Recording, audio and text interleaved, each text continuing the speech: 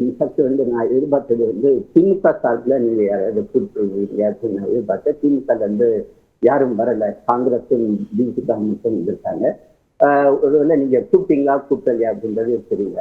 அவங்க வந்திருந்தாங்கன்னா இன்னும் நல்லா இருந்திருக்கும். ஏன்னா வந்து ஸ்டாலின் அவர்கள் வந்து அங்க பீகார்ல போய் இன்னைக்கு முசஃபர்பூர்ல அந்த வாக்காளர்களுடைய அதிகார யாத்திரையில வந்து பங்கு பெற்று இருக்காரு. அப்ப அதை பத்தி நம்ம வந்து பேசும்போது அவர்கள் இருந்திருக்கணும் அப்படின்றது என்னுடைய தனிப்பட்ட எண்ணம். இப்ப வந்து இதனுடைய இஷ்யூ எப்ப ஆரம்பிச்சிச்சு அப்படின்னா, அந்த ஸ்பெஷல் இன்டென்சிவ் ரிவிஷன் அப்படின்னு சொல்றோம் இல்லைங்களா, அந்த அந்த சிறப்பு தீவிர திருத்தம் அதனுடைய அந்த அறிவிப்பு ஆரம்பிச்சதுல உடனே வந்து இவங்களுக்கு வந்து பிரச்சனை ஆரம்பிச்சு. அதாவது வந்து இந்த எஸ்ஐஆர் அப்படின்றது வந்து ஏதோ இப்பதான் நாங்க வந்து கொண்டு வந்ததோ அப்படின்னு, இது வந்து நாங்க கொண்டு வரல, பாஜக கொண்டு வரல.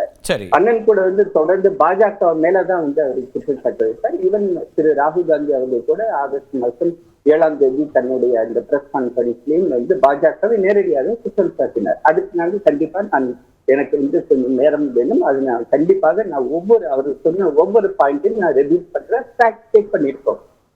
இப்ப வந்து இந்த எஸ்ஐஆர் அப்படின்றது வந்து இப்ப வந்து எலெக்ஷன் கமிஷன் கணேஷ்குமார் கொண்டு வரணும்.